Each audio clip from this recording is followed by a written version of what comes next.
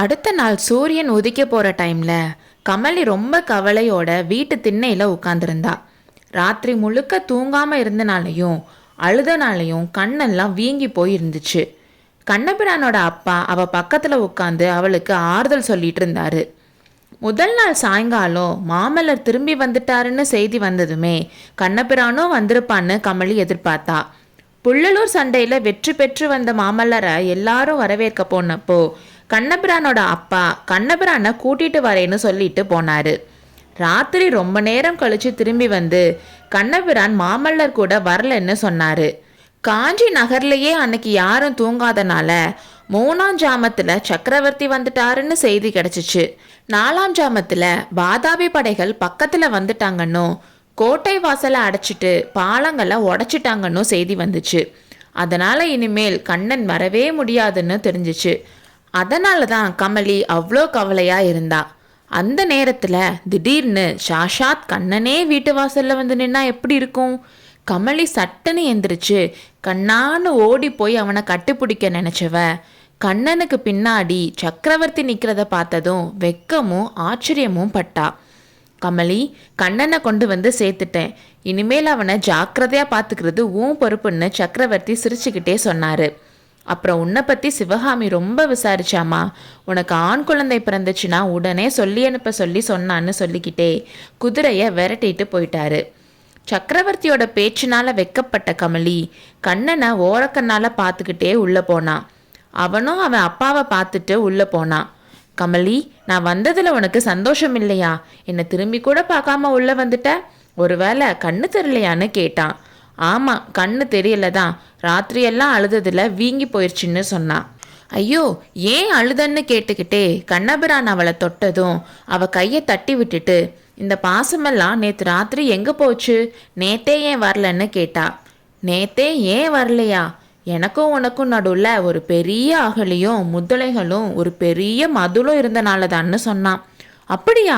ராத்திரியெல்லாம் நீ கோட்டைக்கு வெளியவா இருந்த? அகலியோட பாலங்களை எல்லாம் ராத்திரியே உடைச்சிட்டாங்களாமே, நீ எப்படி உள்ளே வந்த? நீ கிளம்புனதுல இருந்து எல்லாம் தெளிவாக சொல்லுன்னு கமலி பரபரப்பாக கேட்டான். கமலி, நான் என்னத்த சொல்ல?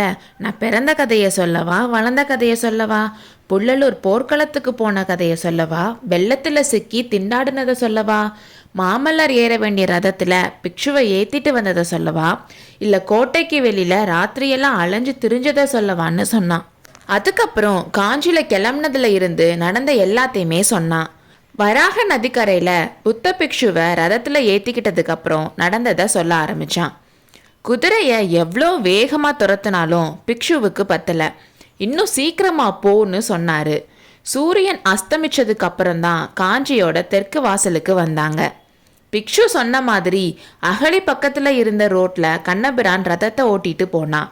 கொஞ்ச தூரம் போனதும் பிக்ஷு ரதத்தில் இருந்து இறங்கி காட்டுக்குள்ளே போனார். கொஞ்ச நேரத்திலேயே அகழியில் படகு போகிற சத்தம் கேட்கவும் கண்ணபிரான் அகழியில் பார்த்தான். நிலா வெளிச்சத்தில் அகழியில் 2 பிக்ஷுக்கள் போகிறது தெரிஞ்சிச்சு.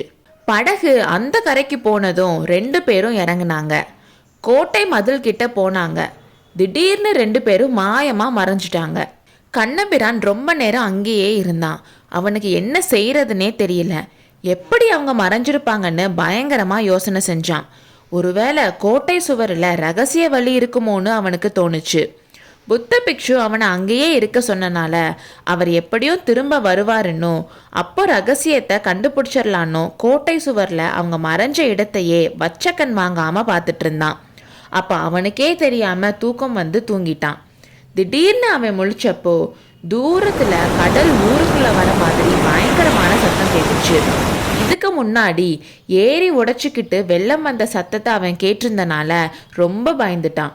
ஒரு மரத்து மேலே ஏறி சத்தம் வந்த பக்கம் பார்த்தான். நிலா வெளிச்சத்தில் ரொம்ப தூரத்தில் யானைகளும் குதிரைகளும் வேல்களும் வாள்களும் சேர்ந்து திரண்டு வரதை பார்த்தான். வாதாபி சைன்யம்தான் அதுன்னு தெரிஞ்சு எப்படியாச்சும் கோட்டைக்குள்ளே போக பார்த்தான். அவசரமாக ரதத்தை எடுத்துக்கிட்டு தெற்கு கோட்டை வாசல்ல நின்று சத்தம் போட்டு காவலர்களை கூப்பிட்டு பார்த்தான். ஒரு பயனும் இல்லை. கொஞ்ச நேரம் அங்கேயே இருந்ததில் ஒரு யோசனை வந்துச்சு. புத்த பிக்ஷுக்கள் போன ரகசிய வழியை தேடினா ஒருவேளை கண்டுபிடிச்சிடலாம். அது வழியா கோட்டைக்குள்ள போயிடலான்னு நினைச்சு மறுபடியும் அதே இடத்துக்கு போனா. அகலியை எப்படி கடக்கிறது? நீந்தி கடக்கலாமான்னு யோசிச்சப்போ அகலிக்குள்ள நூற்றுக்கணக்கான முதலைகள் இருப்பது ஞாபகம் வந்து கதி கலங்குச்சு. இதுக்குள்ள படைகள் இன்னும் கொஞ்சம் பக்கத்துல வர சத்தம் கேட்டுச்சு. முதலைகளுக்கு இரையானாலும் ஆகலாம், எதிரிகள் கிட்ட சிக்கக்கூடாதுன்னு நினைச்சு அகலில இறங்க பார்த்தான். அப்போ கோட்டை மதில்ல ஒரு கதவு திறந்து ஒரு ஓட்டை தெரிஞ்சிச்சு. அதுக்குள்ள இருந்து ஒரு பிக்ஷு ஓடி வரது தெரிஞ்சிச்சு. உடனே கண்ணபிரான் ஒரு மரத்துக்கு பின்னாடி ஒளிஞ்சுக்கிட்டான். அந்த பிக்ஷு படகுல ஏறுறதையும் படகோட்டிக்கிட்டு இந்த கரைக்கு வரதையும் பார்த்தான். அந்த பிக்ஷு இந்த கரையில இறங்கினதும் படகை தண்ணியில கவுக்க போறதையும் பார்த்ததும் கண்ணபிரான் ஓடி போய் அதை தடுத்து அந்த பிக்ஷுவையும் அந்த படகுல தூக்கி போட்டுக்கிட்டு அந்த கரைக்கு போனான். சுவத்துல திறந்திருந்த ஓட்டை அப்படியே இருந்துச்சு. அந்த பிக்ஷுவை அதுக்குள்ள தள்ளிட்டு அவனும் உள்ள போனான். அப்போ ரதத்தை அங்கேயே நிப்பாட்டிட்டு வந்தது ஞாபகம் வந்ததும் திரும்பி வெளியே வர பார்த்தான். அப்போ இரும்பு மாதிரி ஒரு கை அவனை பிடிச்சி உள்ள தள்ளுறத உணர்ந்தான். அந்த கை மகேந்திர சக்கரவர்த்தியோட கைன்னு தெரிஞ்சதும் அவனுக்கு ரொம்ப ஆச்சரியமா போச்சு. அப்போ சக்கரவர்த்தி, கண்ணா, இந்த பிக்ஷு தான் பல்லவ ராஜ்யத்துல இருந்த வாதாபியோட கடைசி ஒற்றன். இவனை தப்ப விடாம தடுத்தனால பல்லவ ராஜ்யத்துக்கு பெரிய சேவை செஞ்சிருக்க. வா போலாம், கமலி உனக்காக காத்துட்டு இருப்பான்னு சொல்லிக்கிட்டே அந்த ரகசிய ஓட்டைக்குள்ள அவரும் நுழைஞ்சு உள்ள இருந்து அந்த கதவை சாத்தினாரு. அவங்க நுழைஞ்ச இடம் காஞ்சி மாநகரோட பிரபலமான ராஜவிகாரம்னு கண்ணனுக்கு தெரிஞ்சிச்சு.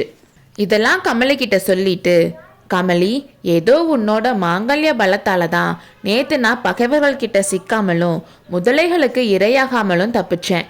நான் பிழைச்சு வந்தது உண்மைதானான்னு இப்போ கூட எனக்கு சந்தேகமா இருக்கு.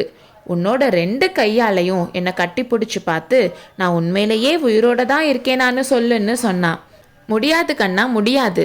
நான் உன்னை கட்டி பிடிச்சா சின்ன கண்ணனுக்கு கஷ்டமா இருக்கும்னு சொல்லி பொருள் பொதிந்த புன்னகை புரிந்தாள் கமலி. அடுத்த அத்தியாயத்தில் சந்திப்போம்.